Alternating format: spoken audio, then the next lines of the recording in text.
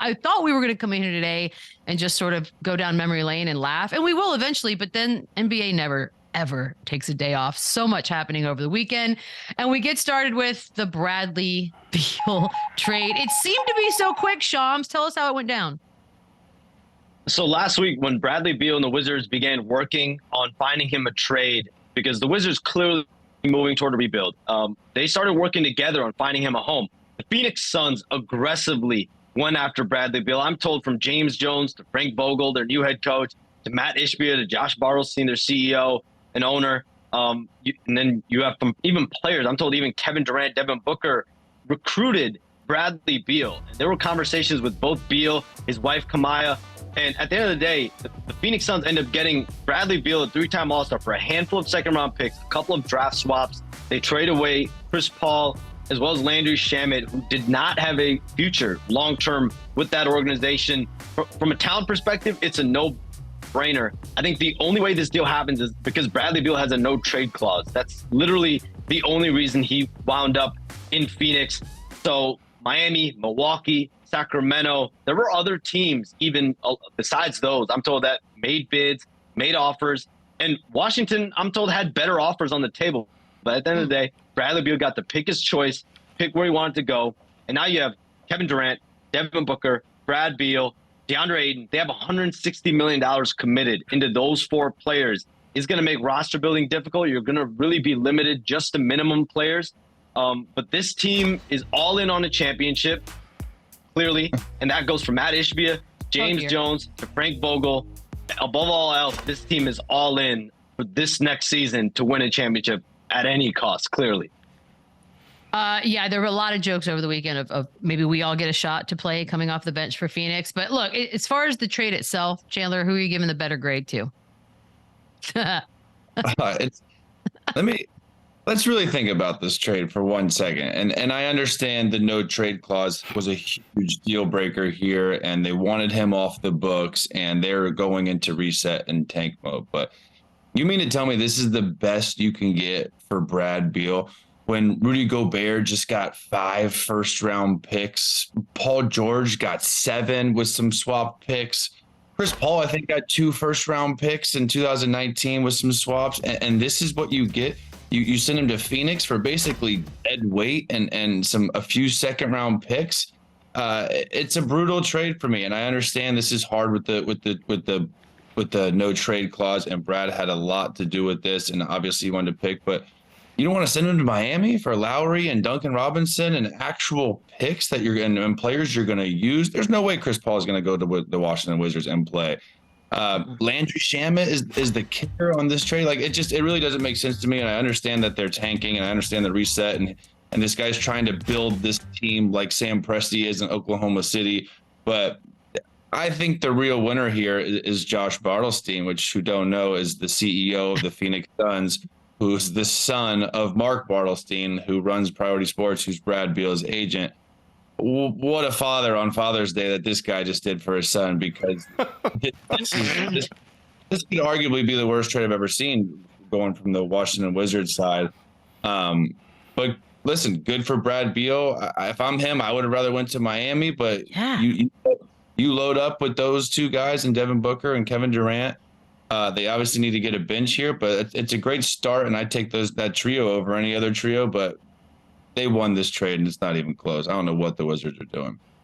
That is the thing, Eddie, as Shams mentioned it, that Miami was on the board, Milwaukee was on the board, Kings were on the board.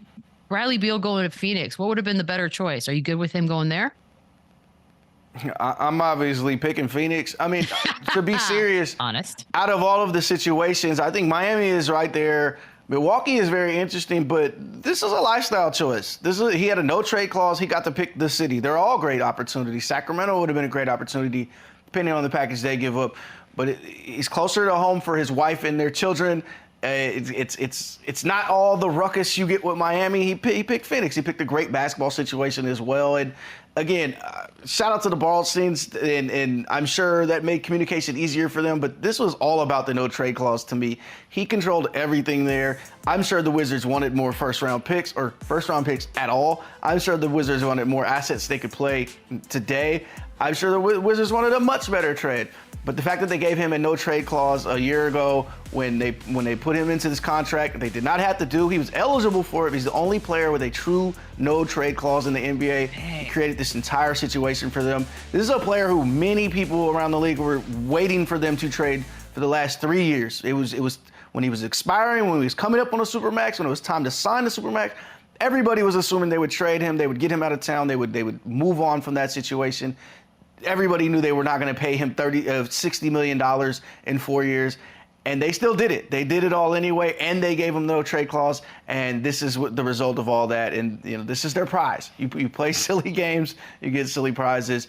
But as far as the fit, I think he's a great fit in Phoenix. I think, look, obviously, like Sean's mentioned, they have a ton of roster spots they need to fill. I think they have 5 contracted players as of right now, and some free agent holds and the rest of that, but they have to fill an entire roster with essentially nothing to do. And the second tax apron, nobody knows if it's this year, next year, whatever. Either way, they're up against it. They can only spend so much money. Very curious to see what they do going forward. Everybody's wondering if they're going to trade Ayton and turn him into 2 useful players, or ideally 3. They're strapped. But you get those 3 players who can create the baskets they can create. And this is the team that got the closest to the Nuggets. There's no banner for that. They don't have a parade for that. But they won 2 games versus the Nuggets down 2 starters. There's something there with Devin Booker and Kevin Durant. And now you add Bradley Beal, who can also handle the ball, who can also make for that team. They have a great foundation. Yes, they have to fill the rest of the roster, but this is not a bad situation at all for Brad. I think he picked the best option of the 4. That is some good agenting, by the way, to have all of that in that contract and be the only guy that had it. Is Papa Bartlestein doing a good job. Look, when they added Kevin Durant, the odds for the Phoenix Suns last year went up really, really quickly. Now they've added Bradley Beal. Are they title favorites, Chandler? Well, it depends what they do with that bench that the guys just hit on, right? Like they have we're saying they have the best starting 5. We don't even know who that 5th starter is. Is it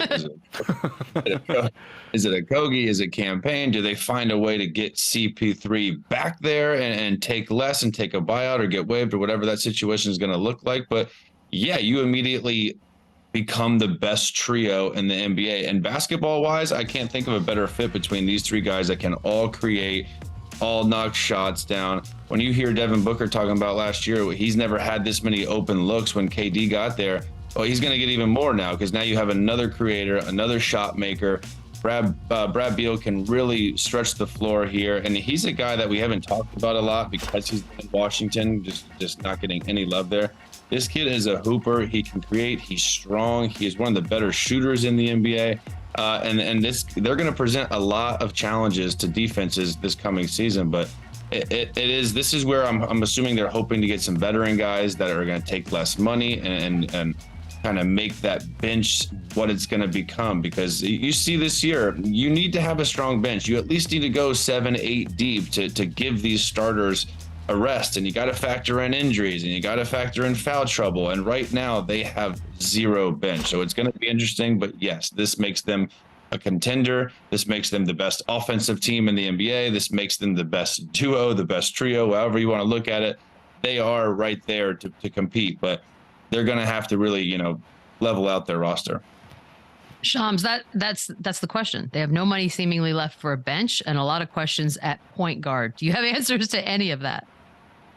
Well, we can start at point guard. I think right now you look at this roster, Devin Booker, you would assume is going to play a much bigger role at point guard. I don't know if he's going to be the starting point guard, but definitely being a ball handler, main ball handler. But really him, Brad Beal, Kevin Durant, they can all ball handle, initiate the offense, get other teammates involved. They can make other players around them better. So I think they all have the capability to do it. I would look at Devin Booker, though, as the guy that can actually do it full time, potentially at that point guard position. But I think even bigger than that, right now they have DeAndre Ayton on the roster, and I think there's a pathway for him to move forward and be that 4th option for them, be the starting center for them. But I'm told the Suns, even in the aftermath of this trade, they've been getting calls on DeAndre Ayton, and I think that is a market.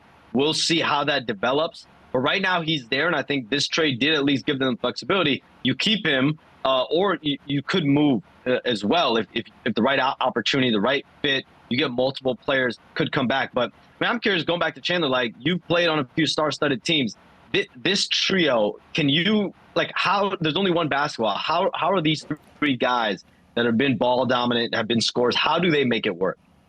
Well, I think Brad Beal is the perfect guy for that, right? Because he is an unselfish player. He wants to win now at this point. He's been losing for his entire career in Washington. He's never had another co-star, let alone two co-stars like this, where he's literally the third option. You go from the first option to the third option. That's going to be difficult at times, but knowing him, I know him very well and I know his family. Obviously he's a Gator. This guy, he's ready to win. That's all he hasn't really done in his career, and I think he's a perfect fit. I think when you have Kevin Durant going ISO and you have Brad Beal in the other corner and Devin Booker in the other corner, there's no just magic philosophy on how to stop this. And what I like about these three guys, they all try to defend and they all have potential to defend. So it's not like we're just talking about this offensive juggernaut. These guys can have the potential to be very, very good defensively too. So listen, I think it's great for him. I think Bartelstein had a lot to do with this, and there could have been a couple other situations that were just as good. But you go now, we're talking about being a contender, so we'll see what happens. But the bench is going to be huge. I'd love to see Chris Paul come back here. I think he would be super valuable at this stage of his career. What he brings to the table is exactly what they need: a floor general, a facilitator. There's a way to make that happen. I would do that in a flash if I was Ispia, but yeah, you're looking at the best trio going into next season, and it's not even close. There are so many opinions floating around right now about CP3. They were before this trade. They are now after this trade. What happens to CP3, Shams? For now, the Wizards are going to try to see if they can flip him to a third team. And I think a couple teams to keep an eye on: the Clippers, the Warriors. Those were two teams that did discuss potential deals with the Suns prior to this trade going down. And there was also another construct, from what I was told, where John Collins would have ended up in Phoenix. Chris Paul could have ended up on a third team like San Antonio or Houston, from what I was hearing. But the bottom line is, I think this trade was a win for Chris Paul. $30 million guaranteed for next year. Rather get that money guaranteed than being waived outright, which would have only guaranteed him $15 million. So he walks away from this season, from next year's salary, with at least $30.8 million. And now Wizards are going to see it. Can we go get a second-round pick from somewhere? Could we get an asset? Could we maybe get a young player that we like? So I would expect that process to continue over the course of this week. Hey, Eddie. CP3, best fit anywhere. Where are you putting him? I think the Clippers are the best fit for him. And a reunion there, if he's open for it, and that's a team that's obviously been mentioned, is great for him. I think that's where she'd be. All the contenders could benefit from having Chris Paul either starting for them or coming off their bench. I think the Heat are very interesting, and they have other things going on right now to figure out. But I also think the Warriors are very interesting. And then everybody wants to hear the one team that he didn't go to in 2012, and now 11 years later, maybe course corrects, the Lakers. I also think would be a great fit. Chris Paul can shoot. He can run an offense. He can defend point guards when need be. And he's a floor general. He gets your offense going. He's still a good player. Was he a $30 million player? I don't know. But if you're getting him on the vet min because he got bought out, that's different. What I am wondering, though, if you're the Clippers, don't you just play chicken just a little bit and dare the Wizards to keep him going into the season or cut him going forward? Why give up $30 million in salary to match that trade and bring him back when you can wait and maybe get him for the vet min and slot him right into your team? If I'm one of those other teams, I'm waiting to see what happens with that. Ooh, that's not bad. I like that. Chandler's nodding. I like that. That is some cutthroat agenting going on right there, Eddie. Well done. Or GMing, I guess.